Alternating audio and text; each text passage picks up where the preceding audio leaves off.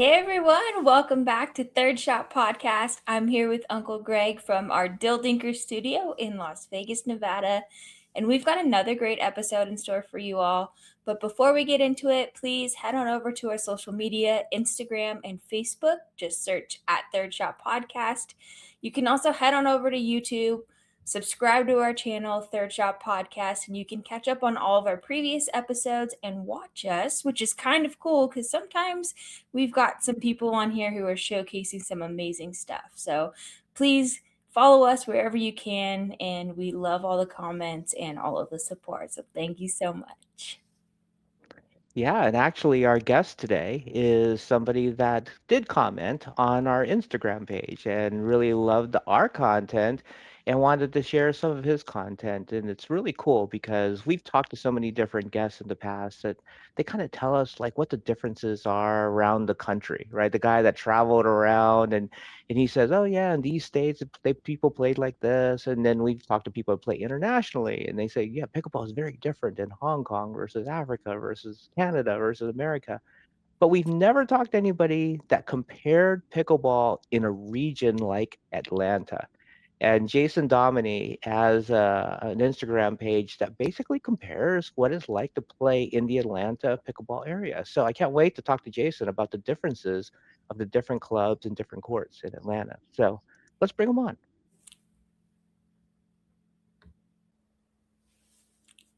Hey, Jason, welcome to Third Shot Podcast. Hey, thanks. Thanks for having me. We're super excited to hear more about what you do within the pickleball community.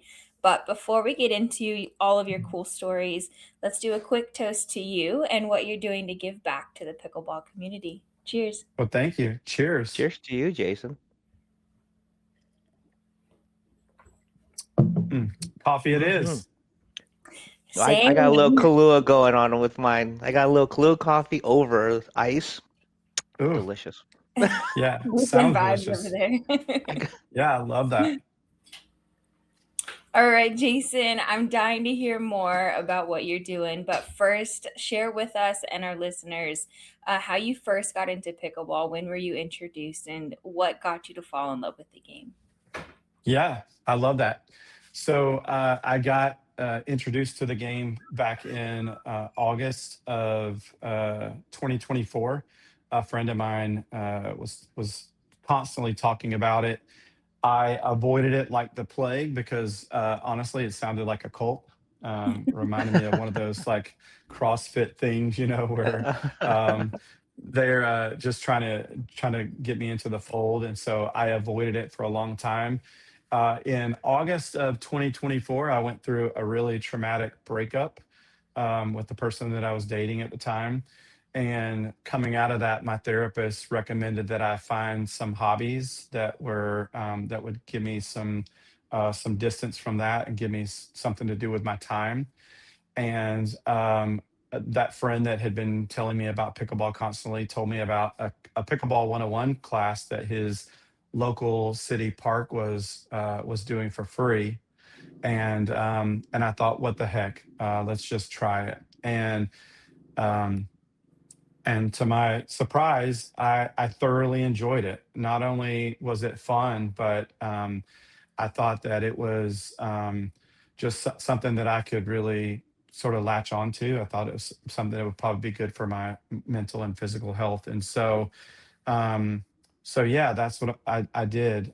I started um, as a therapeutic thing for my mental and physical health. And I started playing here and there. I bought a $30 Amazon paddle, and honestly, I thought it was the jam, and I would just play here and there, um, and that's how I got into it. Um, that's I awesome.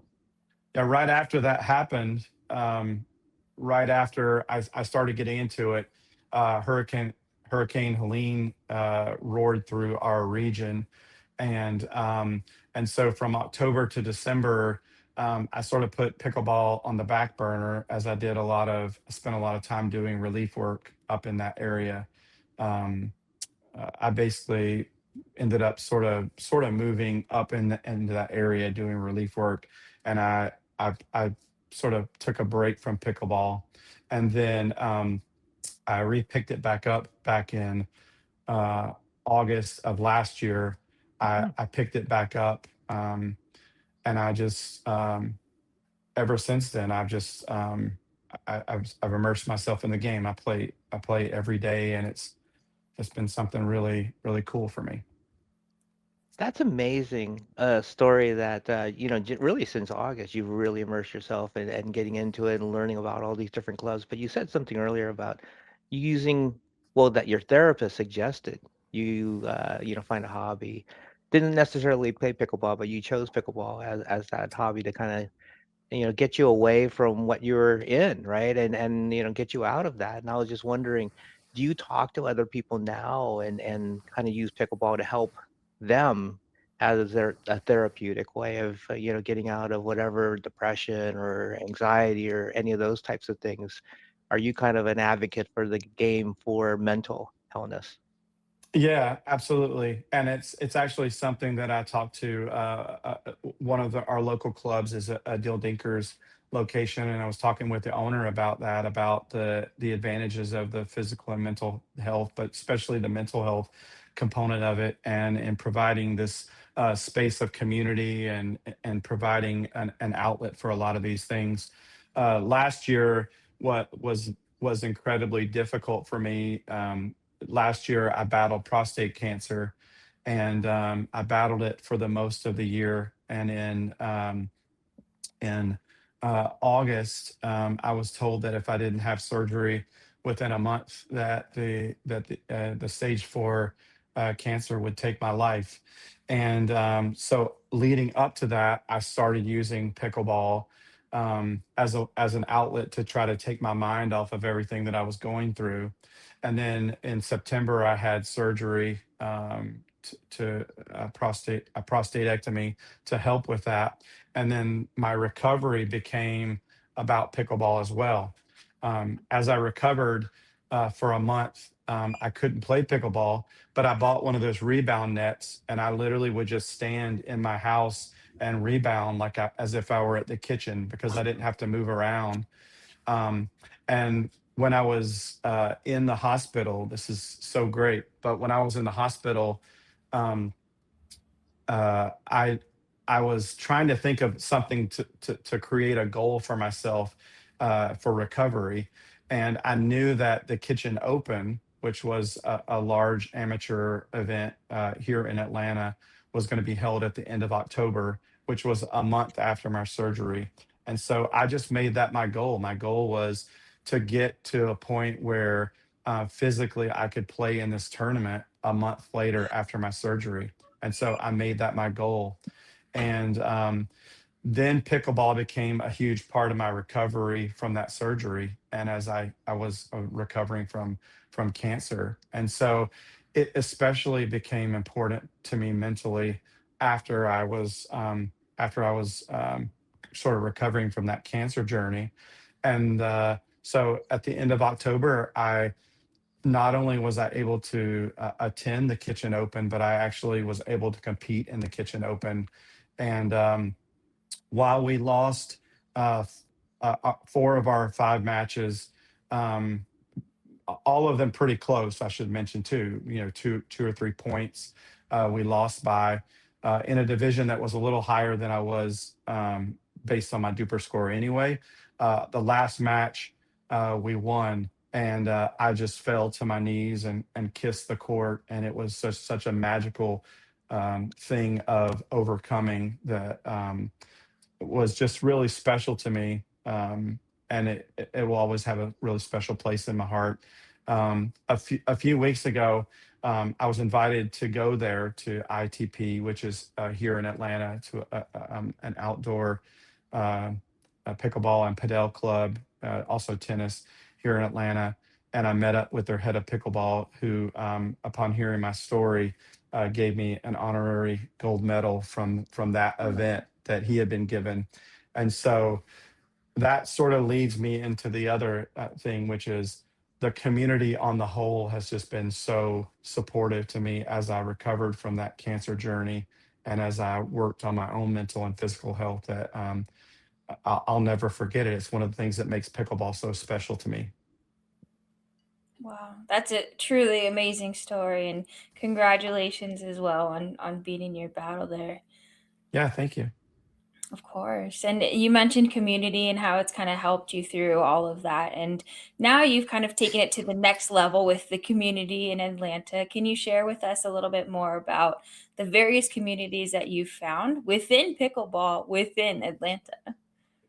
Yeah, absolutely. So one of the things that I started doing when I started immersing myself in pickleball more deeply back in August was I just wanted to visit as many clubs as I could, and I wanted to play pickleball on as many courts as I could locally. Atlanta is a very spread out city. It's not super condensed, it's very spread out. And so for me, it was really important that I wanted to sort of get a feel for what pickleball looked like all around Atlanta. And so what I started doing was just sort of videoing and capturing what pickleball looked like around the city.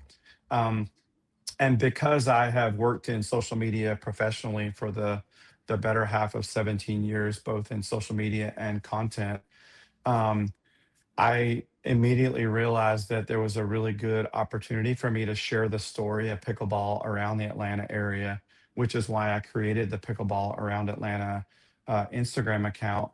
And one of the things that I quickly realized is that um, pickleball looks completely different depending on where you play in Atlanta, depending on what clubs that you play at. The game, while the same game of pickleball, it can look completely different depending on what part of the town you play at, what club you play at, which I think was just really fascinating to me.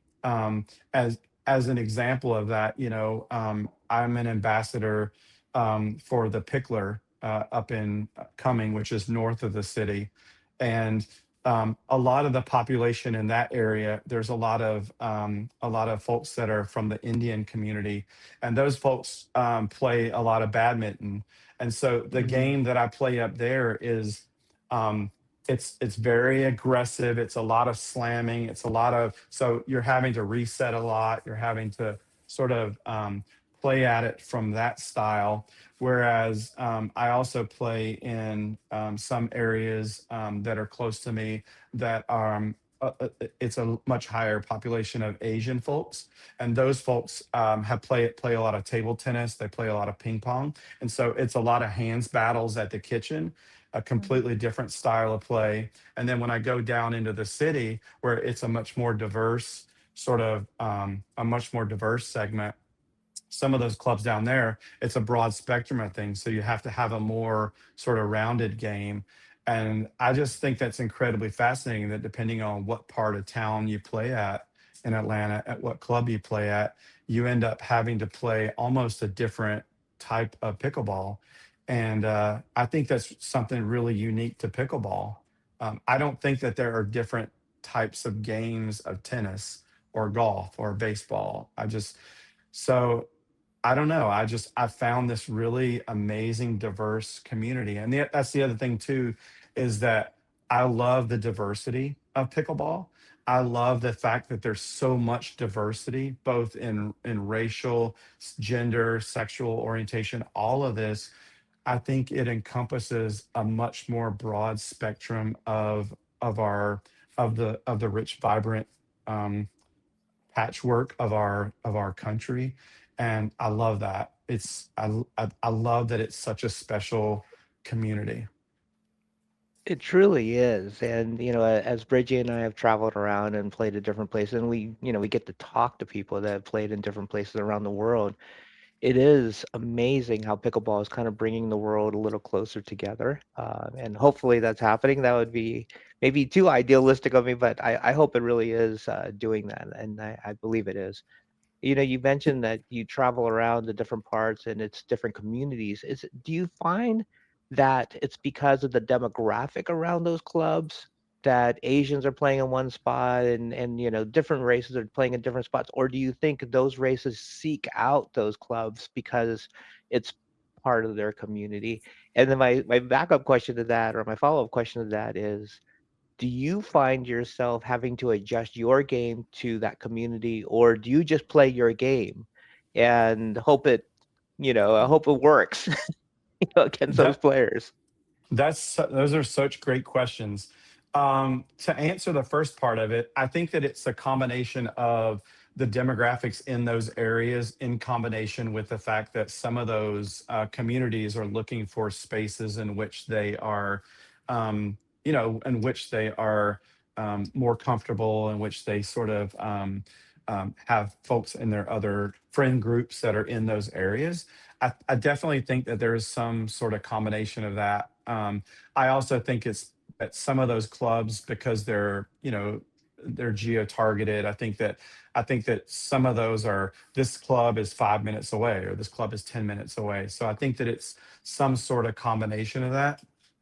Um, I know that for me, when I first started playing at the Pickler, and I love the Pickler, I love the club, I love the community there, I love sort of the community that they're creating there. Although I play all over Atlanta, and I love them all for different reasons. That's like, who's your favorite kid?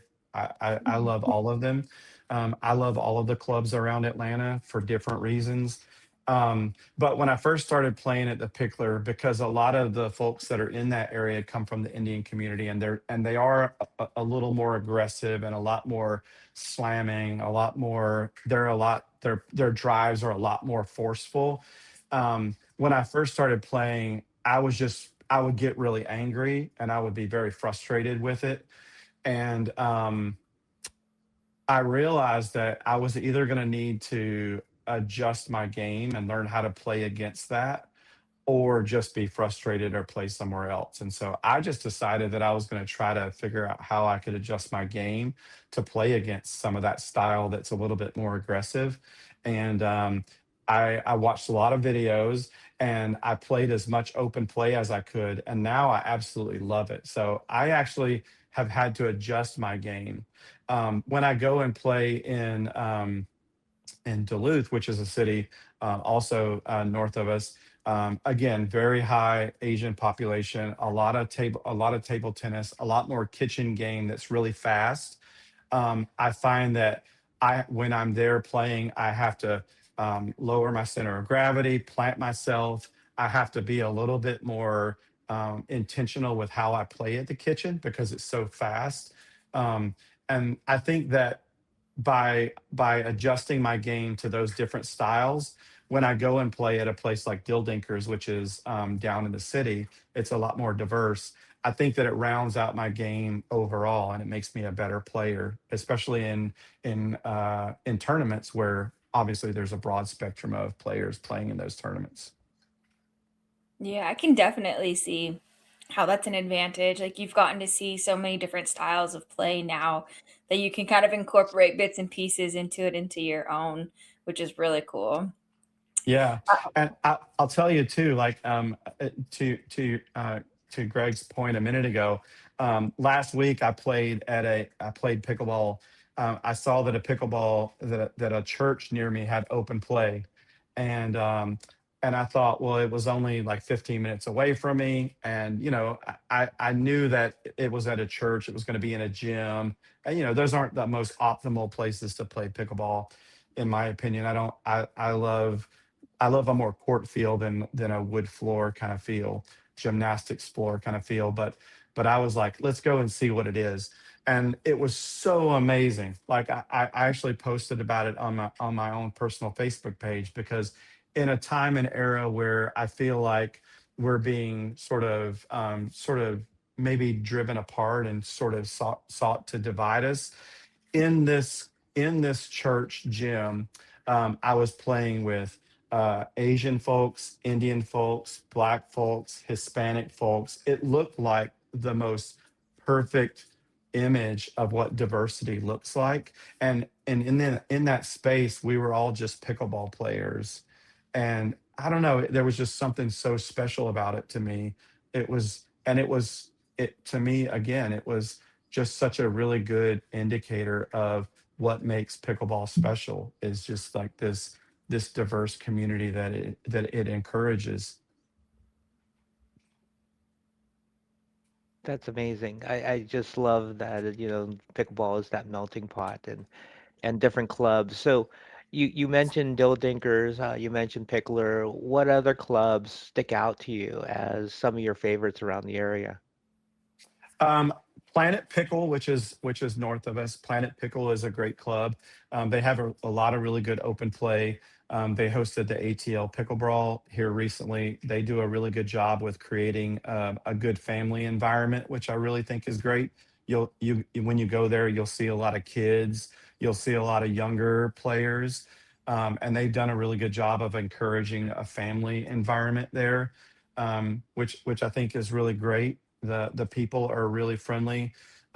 Ed, who's one of the guys that runs the club, as I was going through my cancer journey, every time I would walk in, he would come up and give me a hug. And again, I think that's one of the things that makes a club is not just it's not just the courts, but it's the culture that they create, the community that they encourage, and it's the people that sort of that make those clubs what they are. It's people like Ed at Planet Pickle, or Justin at Dill Dinkers. These are, to me, it's about the people that create these communities. Another another newer club in the Atlanta area is the Atlanta National Pickleball Club, which opened a few months ago in an old ice hockey rink, and really nice courts. A lot of amenities. Their bathrooms are as big as my house. They Wow. have saunas in them. They've got a really nice bar and grill that overlooks the courts. Um, but you're starting this with the addition of clubs, and as you know, clubs are bursting onto the scene in cities all over, and more people are seeing um, the opportunity to open clubs and create communities where they're at. You're starting to see a lot more differentiation between the clubs. So we just got our first Pickleball Kingdom, which is a chain of clubs. We just got one of those clubs south of the city. Um, but you also see, independent clubs like Planet Pickle opening up, and that's what I think is great, is that there is room for pickleball in lots of places, and all of them have different feels. Some of them have restaurants and bars. Some of them don't. Have some of them have great places to practice and to prep. Some of them don't. Some of them host a lot of events and tournaments. Some of them don't. And so you really do get a broad spectrum of experiences depending on what club that you go to around the city. I think locally there are maybe 12 clubs in the Atlanta area, and more open up constantly. I'm aware of three or four that are in the works, that are being built right now or getting ready to open, and so I think that it will only continue to do so. I love to hear how fast it's growing over there in Atlanta. That's amazing that there's so many places for people to find pickleball and to become a part of something bigger. And I think you yourself are such a strong ambassador of the game overall, but you've also shared with us that you are an ambassador to some specific pickleball companies. If you want to give them a plug, we'd love to hear a little bit more about who you are representing. Yeah, thank you. I'm an ambassador for Swell Pickleball, and Swell is a really great local company that not only do they make amazing balls. I've used the balls now for several months. Um, I initially saw a TikTok recommended to me from Swell, from the founder's daughter. They She was announcing that the balls were available at local Kroger stores, which is our one of our major supermarkets. And I was like, "That's crazy! You buy pickleballs at a local supermarket." But the thing that captured my attention when she was talking about it is that that a lot of, when you buy their balls, they make donations to special needs groups for adults and kids, to teach pickleball to groups in that special needs community. I'm a special needs adult who has autism, and knowing that Swell Pickleball is supporting groups uh, in the special needs community is really really cool to me. And also the balls are really great. They're highly durable. They're very visible. They have the perfect bounce, the perfect weight. I played them against. I don't want to say against because I played them alongside the LT Pro 48, which is the ball of choice for a lot of people. I played alongside that ball, and it plays just as well as the LT Pro 48.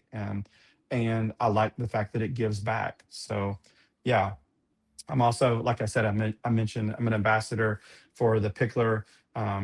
And so I get to participate in not only the club, but all of their instructional activities and then share that with other people. So, yeah, I How love about that. paddle?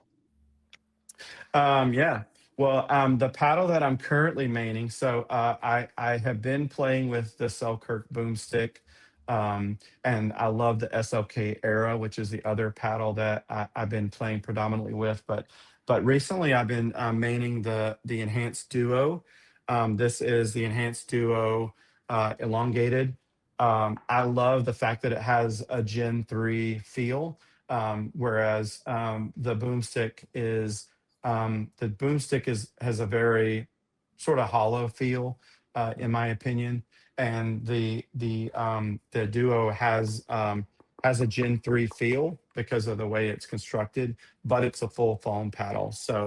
Um, so I love that. This is the paddle that I'm currently maining, and it's the paddle that I'm using most in tournaments right now. That's so cool. You've got a lot going on over there. Yeah. Well, there's a lot of pickleball around Atlanta.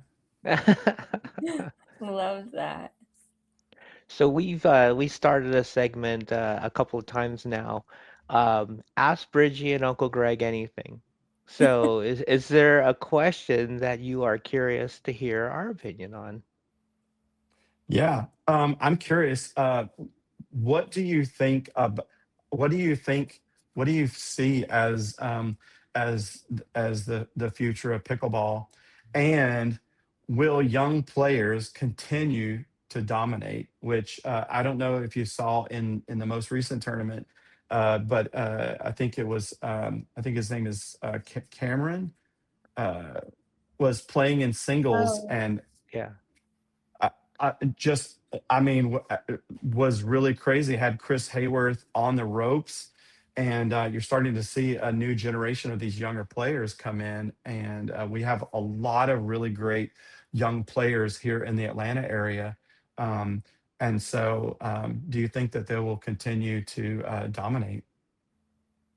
I can kick it off with my response. I don't know if it's because I have pickleball colored glasses on, but I see the future of pickleball just continuing to grow and becoming even stronger of a sport and a more reputable sport where, it's becomes a NCAA sport. It joins the other sports in the Olympics and people are competing internationally as well as continuing with our national growth too. And the youth, yeah, I support it. I think that they're here, they're to stay.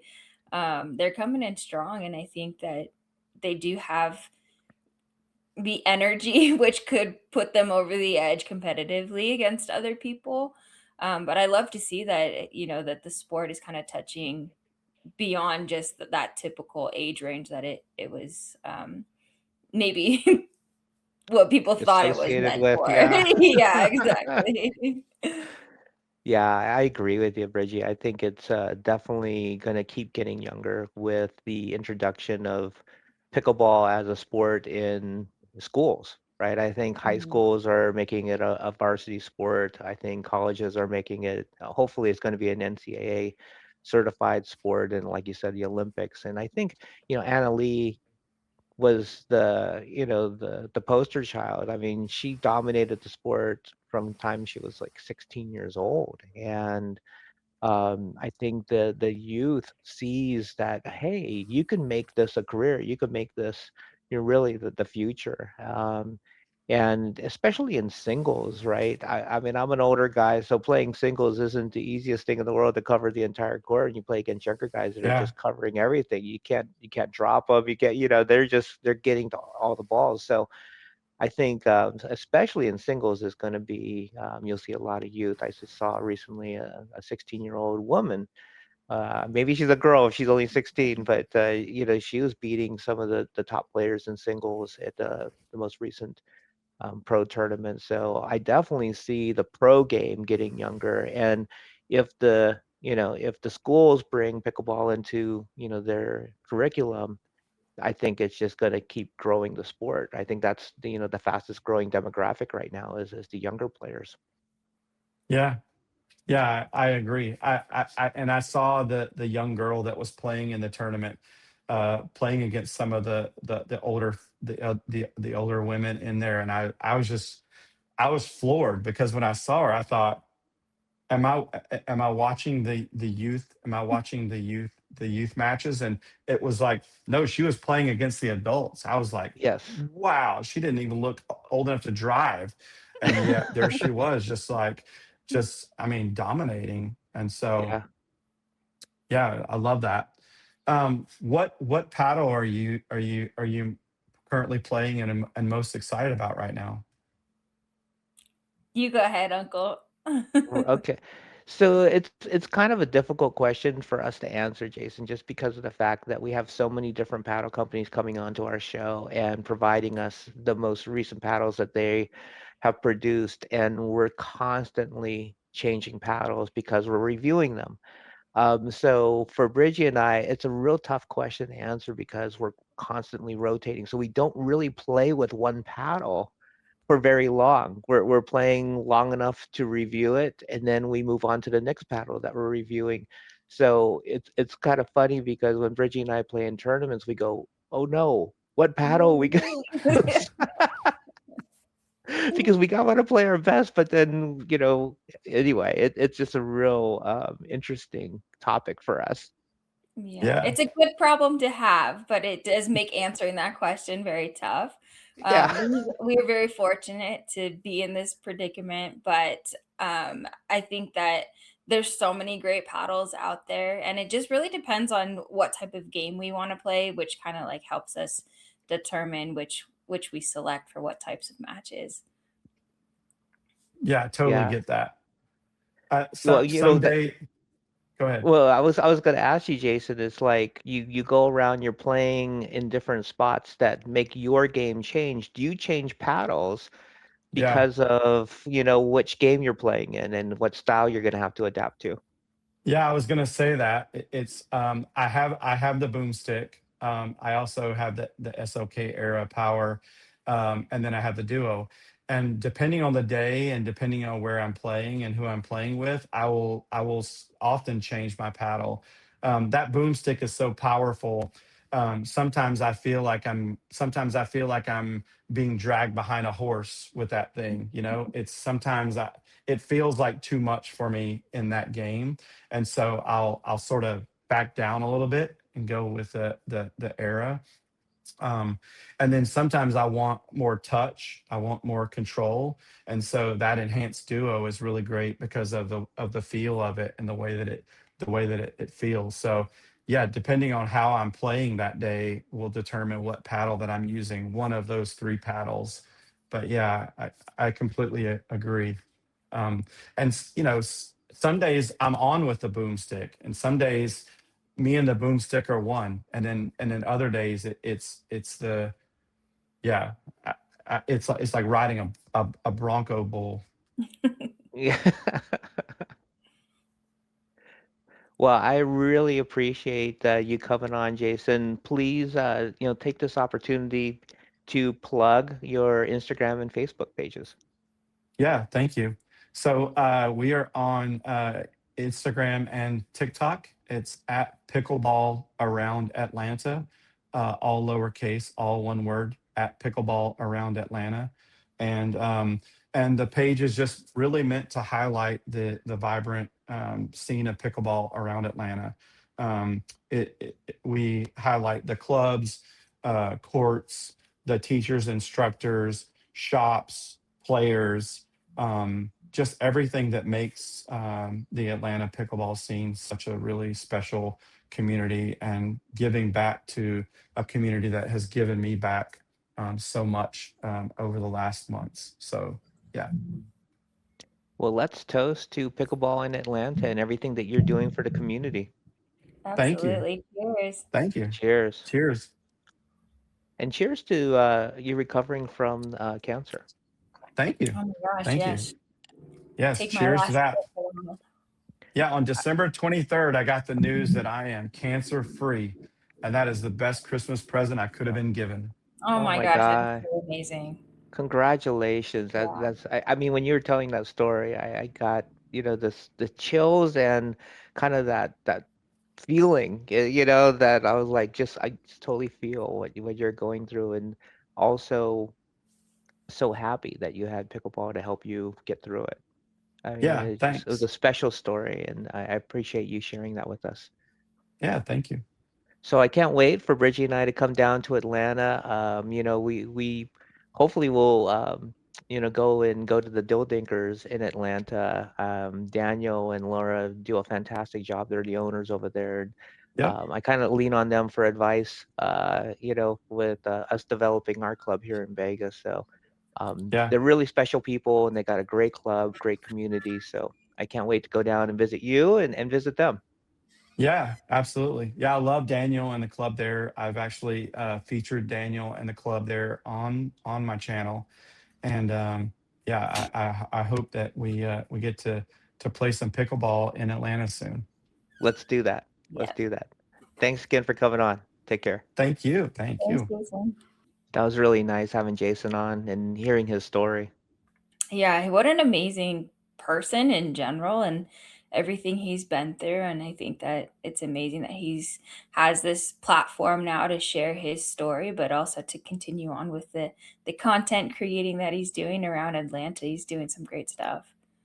Yeah, and how it's helped him, on the Hmm. mental side, obviously physically it's great, but mentally it just means so much to people. And it made me start thinking of like how has pickleball impacted me from a mental health standpoint. And we're big proponents on how pickleball helps. And as I reflect on pickleball, when you introduced it to me, a few years ago now, it definitely helped me get more social again because I was like a lot of people stuck in, you know, COVID and, isolation and, I wasn't meeting new people, wasn't making new friends, and pickleball totally changed my life for that reason. But recently, I forget what we were talking about, but I told you that when I'm playing pickleball, I'm not thinking of work.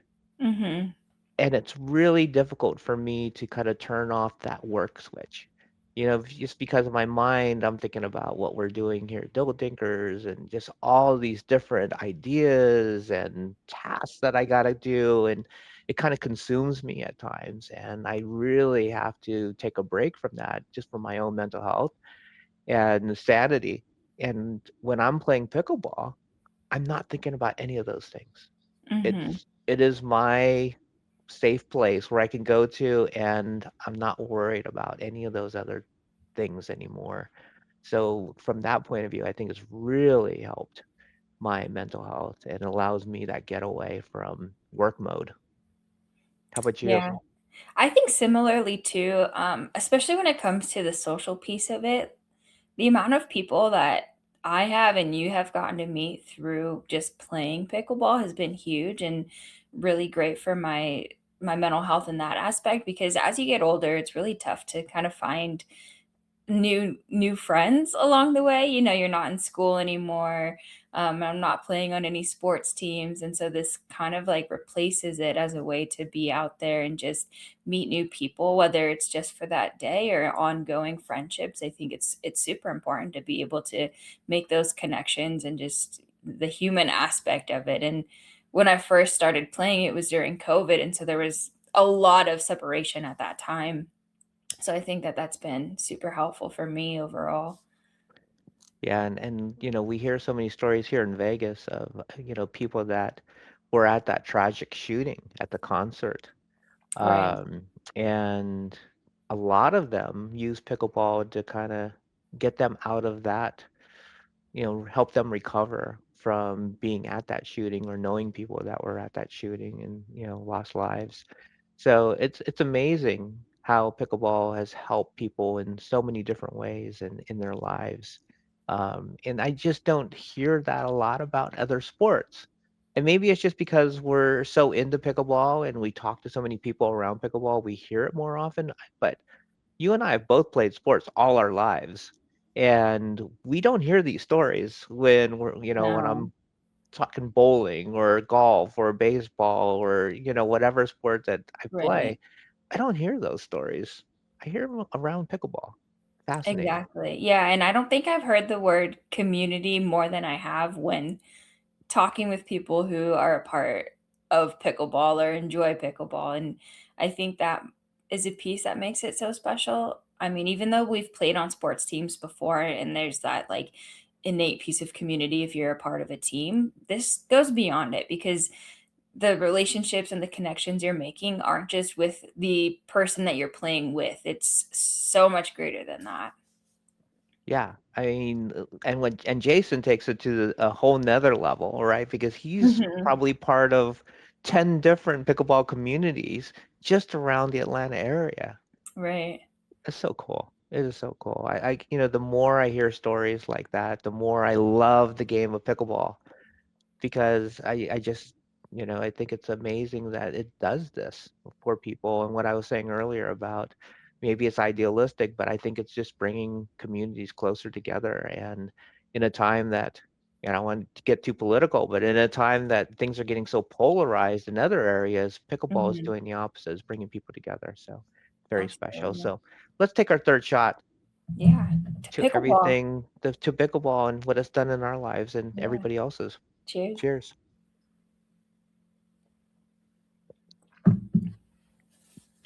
Well, thank you for joining us on Third Shot, where Richie and I will continue to share our pickleball journey. A real special thanks to Jason for coming on and sharing what's going on in the pickleball scene in Atlanta.